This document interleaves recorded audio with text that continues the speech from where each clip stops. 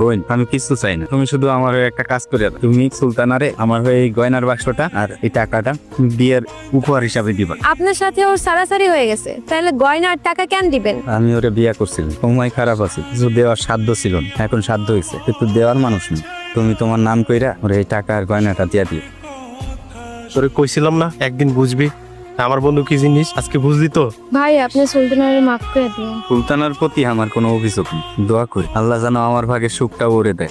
দে আর কিছু থাকলে সব দান করে দে।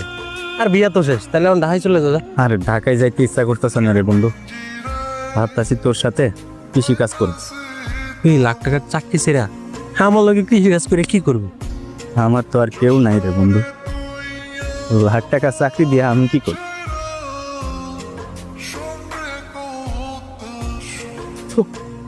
এবার কি রান্না করছো? কেন, কি হয়েছে? খাওয়ার মুখে দিতেই পারতেছি না, তো মাকে তোরা রান্না শিখে নি। দেখেন, আমার মারে নিয়ে কিছু কইবেন না। তাহলে ভালোভাবে রান্না করবি। হাত পুইরা রান্না করছি, আর আপনি আমার লাগে এমন ব্যবহার করতেছেন। এই যে রান্না করে নিয়ে আসছে, কি রান্না করছো? পেঁপে রান্না করছে। এই, তুমি কি পেঁপে ছাড়া অন্য কিছু বাজারে দেখো না? প্লিজ খাও, নাহলে তো তুমি অসুস্থ হয়ে পড়বা।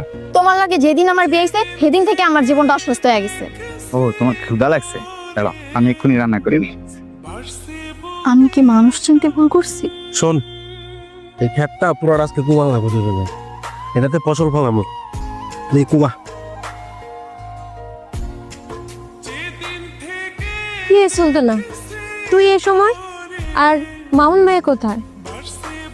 মামুন ভাই আসে নাই। মামুন ভাই আসে নাই? আর তুই কান্দাছস কেন? তোর মামুন ভাই আমার তালাক দিছে। মামুন ভাই তোর তালাক দিছে? এসব তুই কি করতেছস? তোর মামুন ভাই লোকটা ভালো না, সারাদিন এত খাতি এত কাম করি, তারপরে হ্যার মন পাইলাম না। টাকা পয়সা দেখা তোর মামুন ভাই বিয়ে করছি, হ্যার অনেক টাকা আছে, কিন্তু হ্যার মনুষ্যত্ব নাই। তোর তো মনুষ্যত্ব দরকার নাই, তোর দরকার টাকা পয়সা আলা জামাই। আমি অনেক ভুল করছি, আমি আমার আগের জামাইয়ের সাথে অনেক অন্যায় করছি। তোর বিয়েতে 1 লাখ টাকা আর গয়না কে দিছিল তুই জানিস?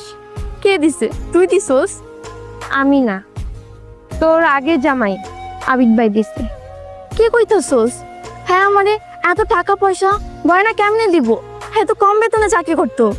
তুই আসার পর আবিদ ভাইয়ের প্রমোশন হয়, বেতন হয় লাখ টাকার। এত বড় প্রমোশন হয়েছে? তাইলে তো মনে হয় অনেক বড় ঘরের মায়া বিয়া করা সুখেই আছে। না, উনি জীবনেও বিয়ে করবো না, সব কিছু সাইরা মনির ভাইয়ের সাথে কৃষি কাজ করে। কৃষি কাজ করে?